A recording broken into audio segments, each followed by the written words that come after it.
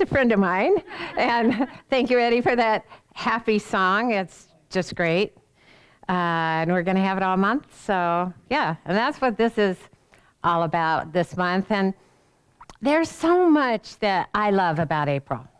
First of all, I love the way it sounds when it's spoken. There's such a sweet, gentle vibration to it. April. And yet, beyond the word, the nature of April's energy seems so alive and pulsating with hope and rebirth and renewal and new birth that we can't help but feel a surge of positivity within us and in the world around us that causes us to feel like we just want to get going and live life to the fullest. I mean, I've always been in love with the promise of April. I was married in April, twice. And my son was born in April. Where March seems to only whisper that spring is on its way with its vernal equinox, April, we know it, is getting ready to shout spring from the rooftops. And pretty soon, green will be showing up everywhere. Everything will just be alive with that spring green, and there'll be colorful Easter eggs and furry bunnies and bright yellow fuzzy baby chicks.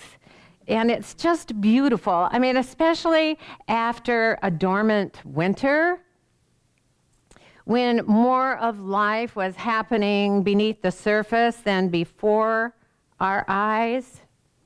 It's as if April is ready to turn up the sunlight a little brighter so that we can feel the warmth of it inside of us and more easily see all the colorful new growth that is slowly popping up around us. Did you notice that there are daffodils and hyacinths popping up in our peace garden?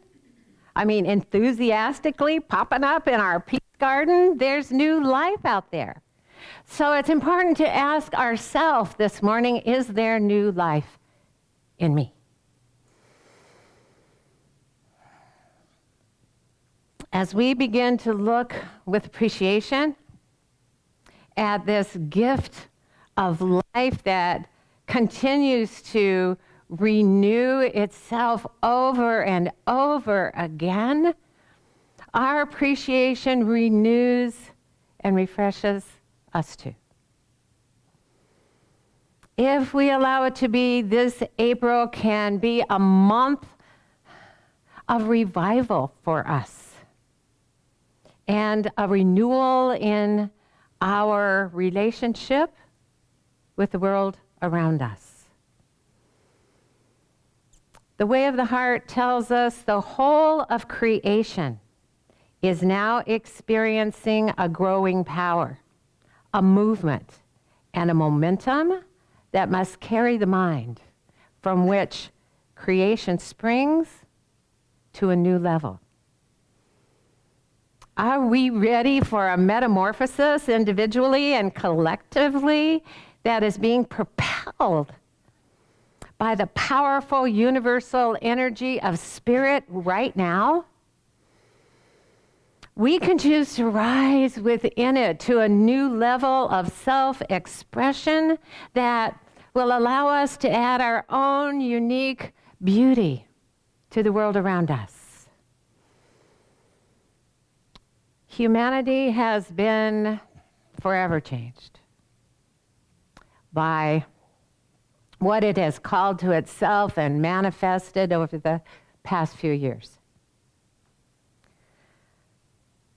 After so many rules and restrictions that made us feel like we're barely alive at all,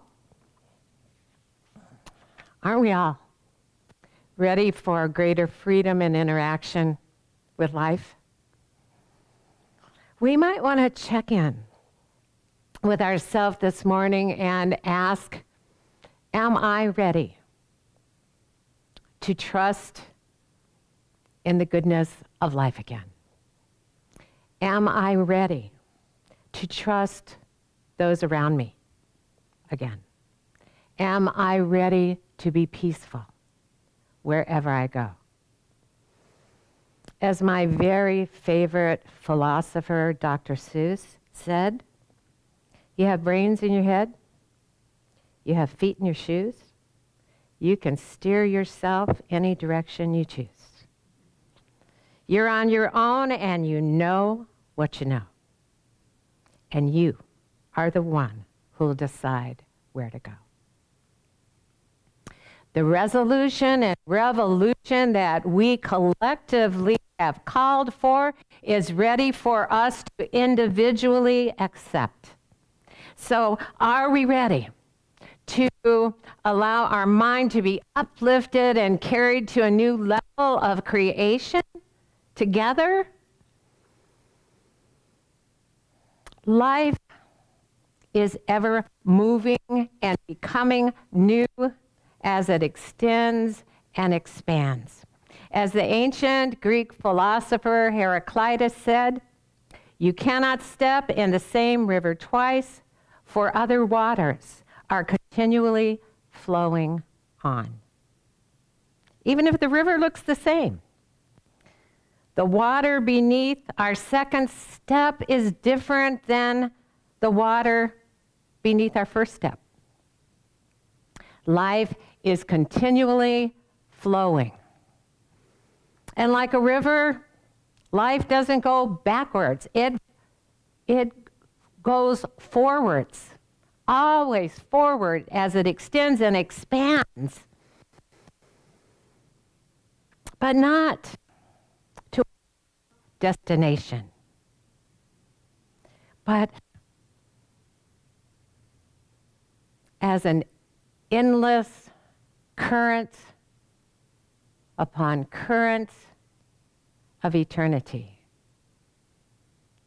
And we can catch a current and move with it.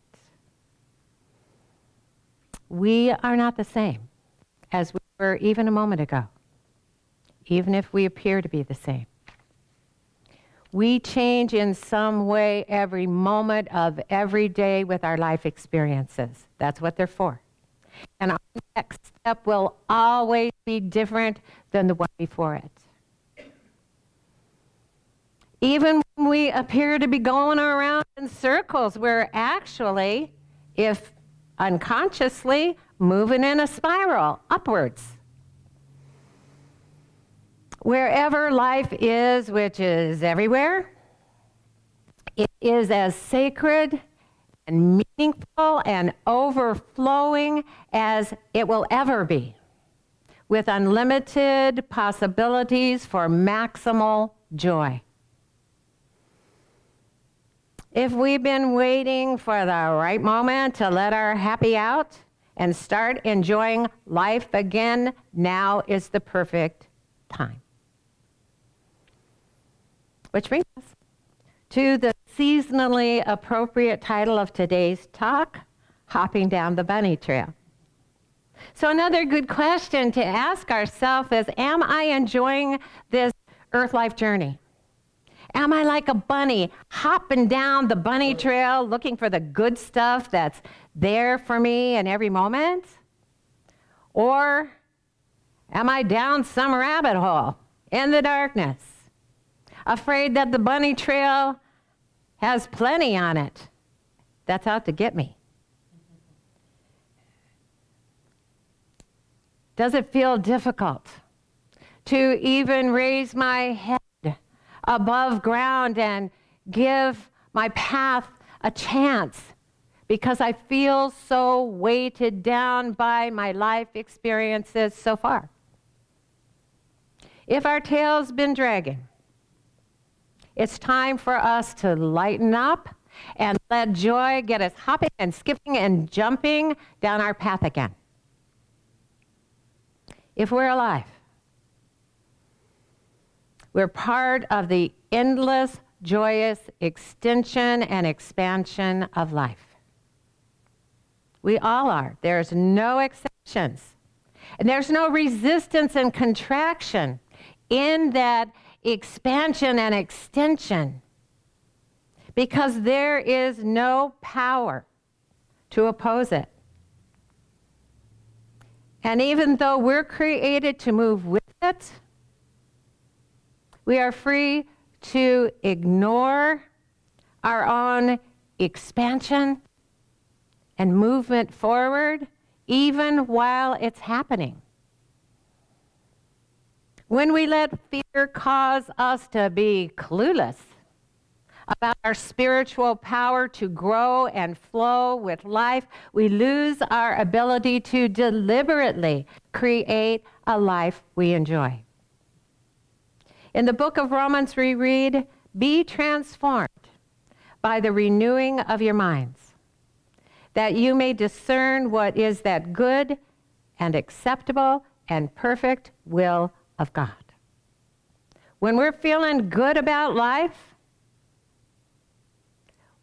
we are discerning that good and acceptable and perfect will of God. And when we're not, we're not.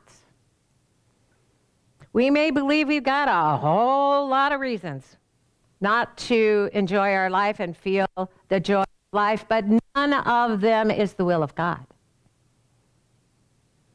God's will for us is eternal joy now, and every moment overflows with it. We don't even have to go looking for it. Abraham Hicks tells us it's not just that your purpose is joy, it's that you are joy. You are love and joy and freedom and clarity expressing, energy, frolicking, and eager. We're created to hop down our individual bunny trail and not only discover the goodies that are there for us, but to share our goodies with those around us. So how do we find the joy that we are right now so that we can enjoy each day? Through the renewing and restoration and holy revival of our mind. Our mind is renewed as we let each day be fresh and new and innocent, free from the past like a newborn baby or a bunny or a chick, so that we feel as if who we are as we wake up in the morning, that it's the first time that we've been who we are in the world. The author and filmmaker Non Radin wrote, "What if the world becomes new to us every morning? What if this is God's gift? What if everyone knew that they were reborn each day? Imagine what our world would be. One of renewal and delight and freshness and beauty and truth and joy and peace and love and ecstatic states and more.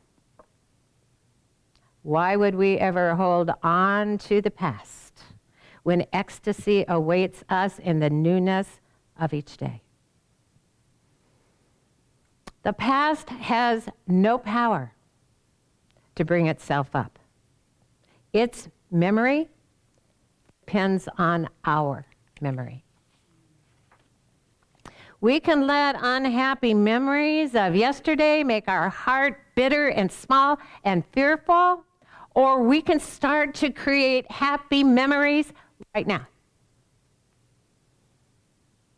And we do that by letting the momentum of our spiritual power grow and carry our mind, in which all new creation springs to a new level of self-expression. We can choose today to begin to freely and joyously live our divinity through our humanity. And if we do, our hindsight will be healed because we're no longer using our mind to keep shame and blame and guilt and regret alive today. Abraham Hicks tells us your life is right now. It will always be right now. You might as well decide to start enjoying your life right now, because it's not ever going to get better than right now until it gets better right now. What if newness is God's gift to us each day? What if it is the good and acceptable and perfect will of God for us? And we're ignoring the gift by focusing on yesterday. When we hold others and ourselves in a non-changing place in our mind, newness is impossible for us to see. Our old ideas about ourselves and life keep us stuck where we are, in the darkness of a rabbit hole, instead of up, living in joy on our path. Now, many well-known and well-meaning people have said we must forgive but not forget. John Kennedy said it, but history tells us that the Congregationalist clergyman Henry Ward Beecher said it first. Now, many of us believe that if we forgive and forget, we won't remember the lesson, whatever that terrible thing in our life was meant to teach us. But when we learn a lesson in school, we don't remember that lesson by reminding ourselves of what grade we were in and what we were doing at the time that we learned that lesson. We just use it in our life.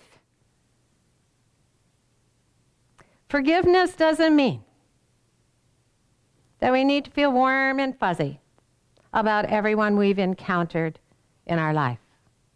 But it does mean that we must stop bringing offenses to our mind. The spiritual teacher Mooji said, "It is you who determines that you wish to forgive. You wish to forgive something because you don't want to carry the burden of it. It doesn't mean that it makes everything right. It just means I make it right in my heart." Forgiveness is doing yourself a favor. We can't change what happened yesterday along our path, but we can change yesterday's memories with new thoughts that outshine them, like the April sun is about to do. It's been said forgiveness should be like a canceled note, torn in two and burned up so that it can never be shown against anyone. Without the influence of negative hindsight, our foresight is free to hop along our path, looking forward to what's ahead of us and enjoying the path as we move along, moment to moment. We experience greater health and well-being, happier and more peaceful relationships, and abundant good in every area of our life. The realization that we are free to forgive and forget lifts us out of the rabbit hole and onto our path again. The very path we chose with our first step that changes us with every step. When the heavy burden of carrying offenses around in our mind is lifted, we're ready to trust in the goodness of life again. We're ready to trust those around us again. And we're ready to feel peaceful wherever we go again. The poet Rumi wrote, "Come, let's fall in love again and turn all the dirt of this world into shiny gold. Then we're ready to hop and skip and dance down our path each day." Namaste. All right. Well, this is the time of our service when we get the joy of saying thank you. So thank you. It feels good. It feels good to be grateful. It feels good to appreciate, and we are grateful for all of you and appreciate all of you who are here in person today, all of you who are watching live stream. We appreciate your love and support. We appreciate your desire to know your true self, that you want to be here and share it, and we're happy to share it together. And we're grateful for the financial support that you've offered all this time, through all the weird years and now through all the great years that are about to unfold. Thank you. And so that we'll be here to unfold with those good years. If you don't know how to support LEC, our treasurer, Dr. Jamie Phillips, is here to tell you.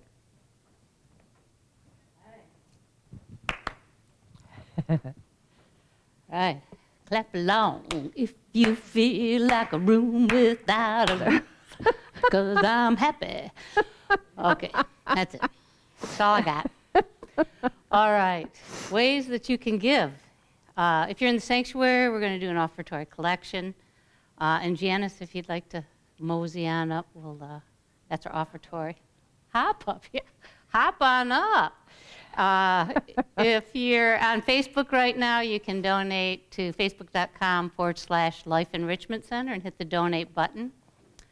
You can go to our website, lecflint.com, and hit the contribute button. If you'd like to donate via PayPal, our email address is lec2512@gmail.com.